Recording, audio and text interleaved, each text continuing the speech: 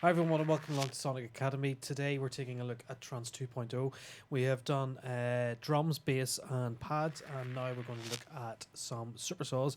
And there's no better guy to look at super saws than Mr. Phil Johnston. Yeah, so You obsess about super saws. I do obsess about super saws quite a lot. Yeah, just I think they've sort of changed over the years. Obviously, you had the JP 1000 back in the day, which was the sort of super saw king, Yeah. and then in the Virus C. I distinctly remember you showing me a video about Virus, and you could add so many saws and voices to this thing, and it excited you so much. Yeah, well, I mean, we've always sort of made trance, so it was always the sort of staple sound of trance. It's moved on a wee bit, I think, so we'll have a listen to some tracks. Okay, let's have a look. I suppose the first one we'll look at is Wafer, which has just got this big, wall of super saws.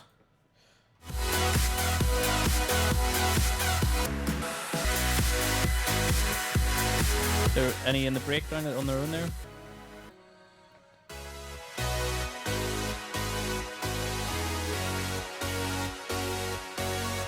So what can you hear going on there?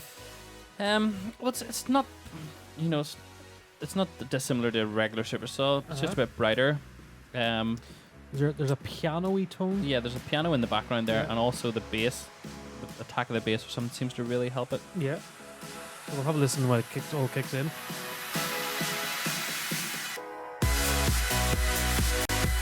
Yeah.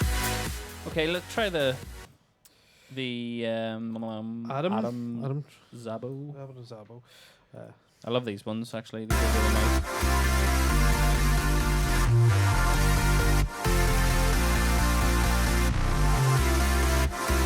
Yeah, so I think I'd want to create something more along those sort of lines. Yeah.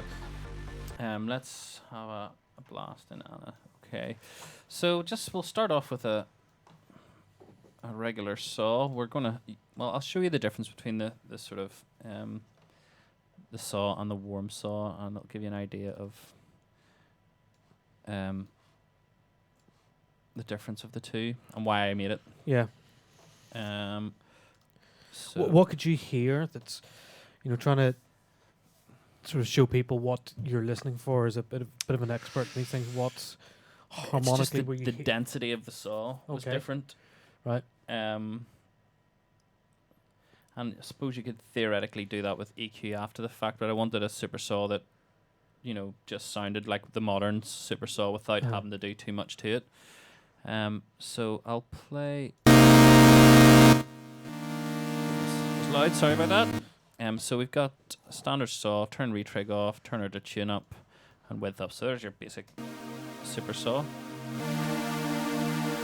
So nice wide, slightly detuned.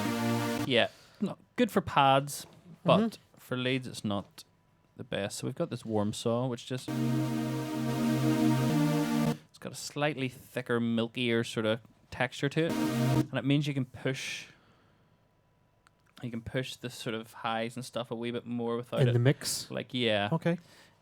So it sounds weird that you would make a saw that's warmer and then brighten it up afterwards, but it does seem to work. It gives you a different fizz, does it not? Yeah.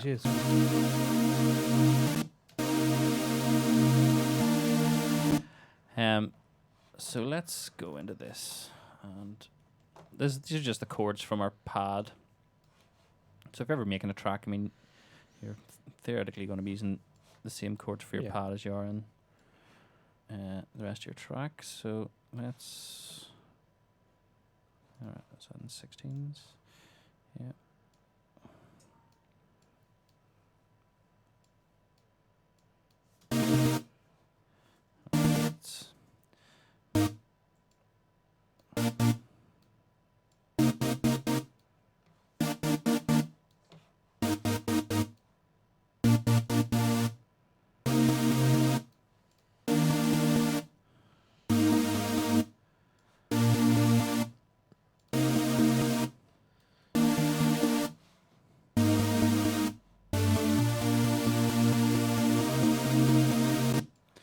Take out the last notes. Seems to be a modern-y thing to do, is just to have your last note. You've got to have somewhere to put in your Prada snare, the big.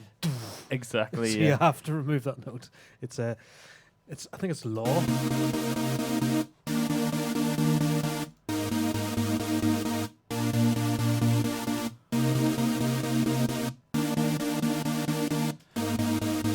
So there's a few things we can do to make this sound better. Again, back to the old OSC pitch thing, It just does to work. give it more attack. So you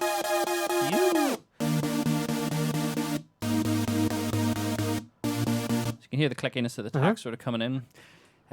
The way the saws work with retrig off, they all the attack of the saws all start at random points. Mm-hmm. So sometimes you'll get a good attacky saw, and sometimes you won't, depending on where that. It's the same with an analog synth. The saw wave cycle is running constantly. Yep. And depending on where you hit the key, all it's doing is opening the amp. Yeah. So it could open that amp halfway through a saw cycle or anywhere. Yeah. With retrig on, it starts the oscillator. Starts the oscillator at the exact moment, but you can't have retrig on with a super saw 'cause it sounds all phasey. Right. So you need that. You need something to replace that attack. Yeah. And so what you can do is just add a single oscillator. And this is actually what the JP1000 has. It has a single oscillator down the center. And now we can hear that this really affects that saw because it's stable. Right. It affects it in a stable way. So your pads, your stabs are going to have a more uniform attack. So oscillator 1, we've got 8 voices, and they're all starting at different times. So we have a softer start, but we're dialing in OSC pitch to try and get some of that back. Yeah. But on oscillator 3, we're using a single voice, Yeah. and we're dialing in the OSC pitch again, and that's giving us that real So clicky because OSC 3 is retrigging. Yeah. It's retrigging at the peak of the waveform, so you get a nice click anyway. And then the mod env is just accentuating that pitch by creating a nice sharp pitch. That's that tightness that these guys are getting. Yeah, so I think that's part of the tightness, yeah. So we can start bringing our element back in. And can you then play that and pull OSC 3? Did we hear? Yeah. So you can hear. It's... So it just gives you that absolutely body and tightness. That sharpness. That yeah. transient. And then, depending on the track, you can keep it like that. If your saws are quite deep, but you might also want to just add a slightly higher octave in there. So let's width again up full, detune, I don't know, somewhere around there. Take a retrig off.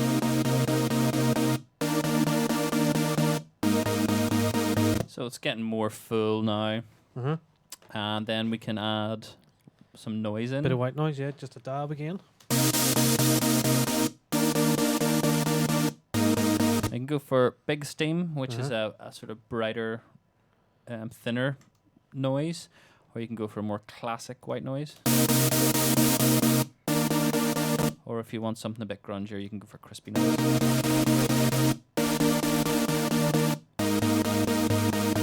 I think I might stick with a regular white noise. I was hoping for big steam. You want big steam? Yeah. Okay, we'll go for it's got something. I love it. For white noise sweeps, which we'll be looking at, that's what I would use. So we've got that element. The last sort of piece in the puzzle for me was a lot of guys seem to be using some sort of phaser, whether that's inherent in the all the oscillators for some other synths, but it seems to be a sound that's happening at the minute. So turn the phaser on, turn depth down.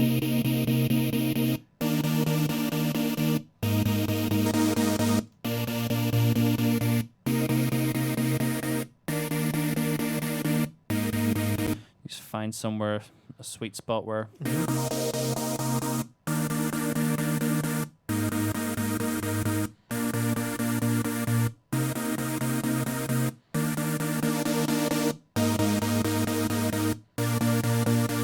somewhere about there, so you can hear what it sounds like with that one.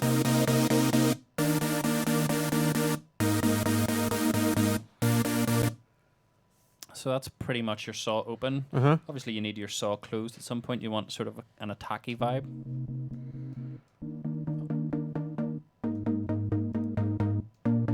Now the OSC on... Yeah, so what are you setting there? You're setting the filter to the filter envelope? Yep. I'll try maybe with a 4-pole. You can really hear this Yeah. now. I mean, it's that classic dead mousey sort of sound that you need that attack. And you hear this filtering up. To me, it just stays tight and compact, and you know, Exactly, it's yeah. real. You can...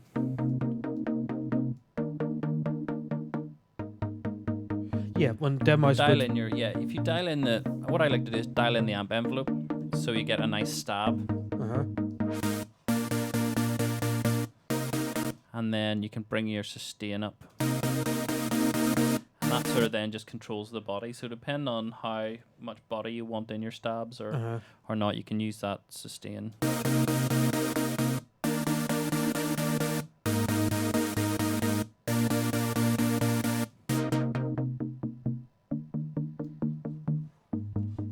And then a final just element is you can add just a bit more of a click onto the start. Maybe I'm just obsessed with clicks at the start of stuff. We're going to use the GM. We could have used ModEnv 3 again. Yeah. But we're already using it, so it's probably just as handy just to use the... So you're using it as another mod env, really, aren't you? Yeah. When you say you're obsessed about clicks, I think that's one of the big key with these guys is they are obsessed with sounds, and it's layering upon layering and you know, surgically layering things and stuff. And Yeah. it's, you know, they are clever producers, and I don't think you need to underestimate how clever they are. So we're going to turn our regular amp down just to hear what this is going to sound like.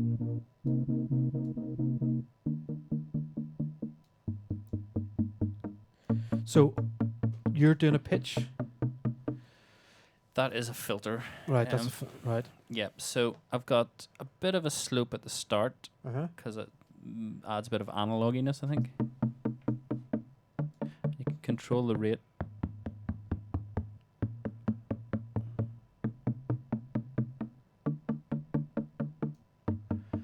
It's really just to add an extra bit of click onto the envelope.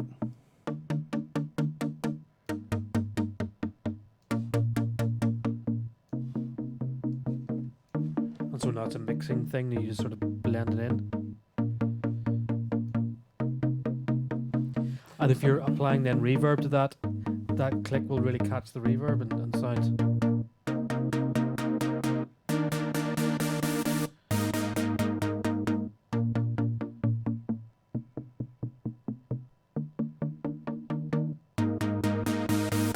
So we could maybe even add, like if I just grab these.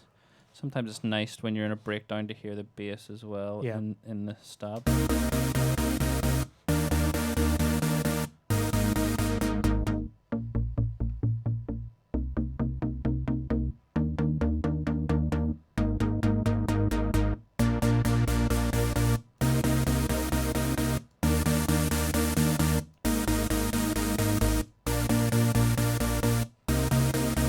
And then one other thing you can do just to sort of brighten things up. This is again dependent on taste. You can turn this off on or off. I'll put the distortion fully wet. I'm going to just high pass the really top end and distort it. So you're not distorting the bottom here. You'll dial back that dry wet. Yeah.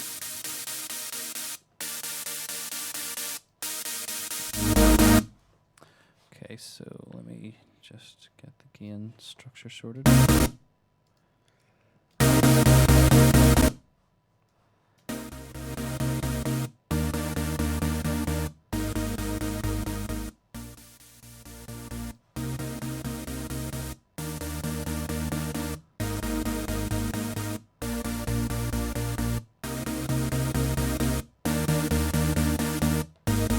I just want it to catch a bit of the top. Actually, that's why I like the crispy noise, because it tends to Does catch it. the distortion better. Yeah. Boo.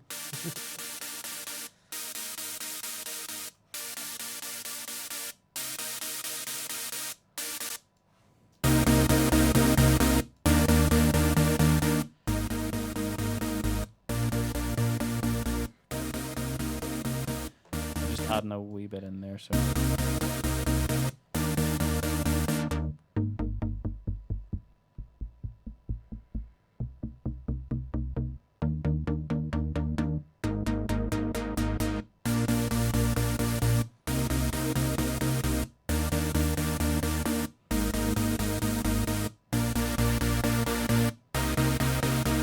Just lowering the Q on that High. EQ just so it spreads out a bit. Mm-hmm. Want to catch maybe more down to the sort of 5K, 5K, 3K range.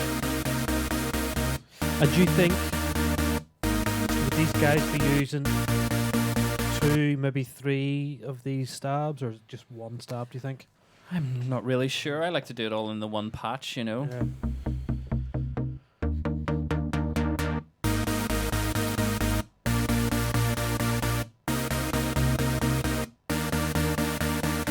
So there we go. That's sort of it roughly done. The one thing after the effect, what you can add is some sort of tape saturation. Uh-huh. So you could use satin. I'm going to use the Ampeg. Oh, no, I'm not. I'll use satin. And guys, there's a first look satin up on our YouTube channel if you want to go and check that out and sort of see what tape saturation can do and add to these pads, especially. It seems to really lend itself to some.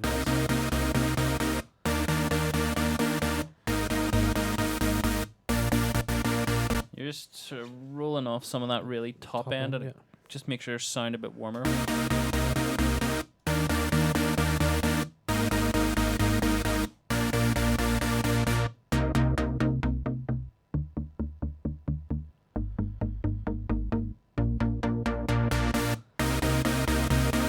And then the last piece in the puzzle, which you can do, is reverb. So you've done all this work on your pad. The last thing you want to do is hide it all with reverb. But you need that space. You want that epicness in there. So one of the presets that I like in this is the thin plate. Okay.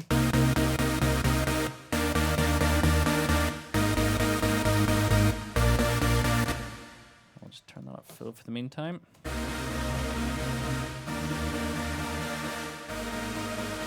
Low cut it a wee bit more. Now what we're going to do is use the saw pad or the super saw to actually trigger the sidechain on the reverb. And the idea being that when the super saw is playing, we want it kind of clean. So no reverb? No reverb, but we want when it finishes the reverb to come in. So it makes it feel like it's in a big space, but you're not sort of overpowering. You're not watering down the harmonics of the original side. Yeah, you're not so smearing those in reverb. Yeah. So let's go. Just go to our audio effects. Compressor. So you can do this a couple of ways. So you can either put a compressor on first just to really bring the levels up. So we'll do that. Just something really basic. So you're compressing the reverb? Yep. So something slow release, quite high ratio. Want to get a turner, softener knee. And then this one we're going to use as the sidechain. So we can sidechain Anna 17. We'll rename this super saw.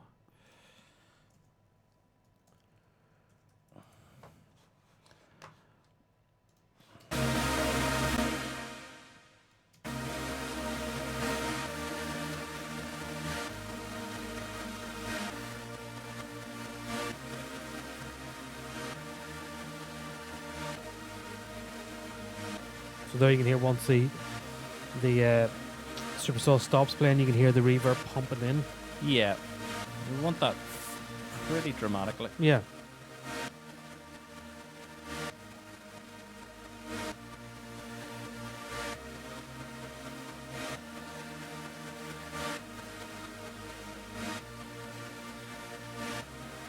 And we can adjust our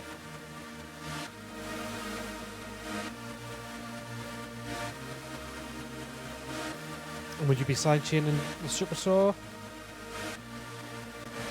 You would.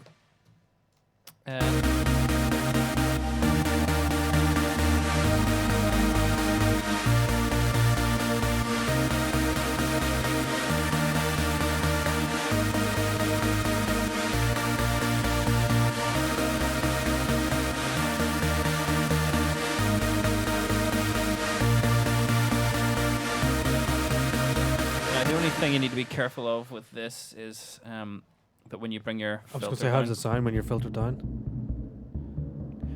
the filter isn't really triggering it that well. What you can do to help is actually put an EQ on your filter.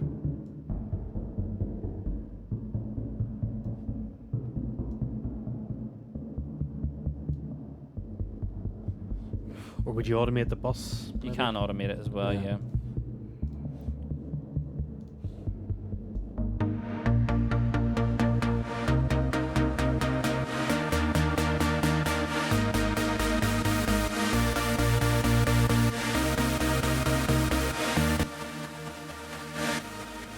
Just want to make the reverb sound a bit more dense.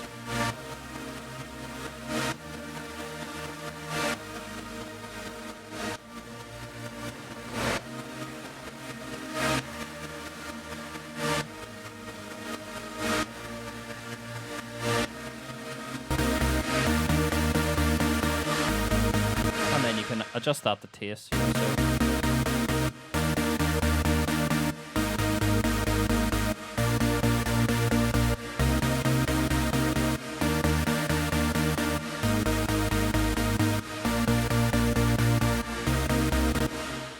Definitely. I mean, that is your classic sort of Anjuna BT type Trance 2.0 pad sound. yeah.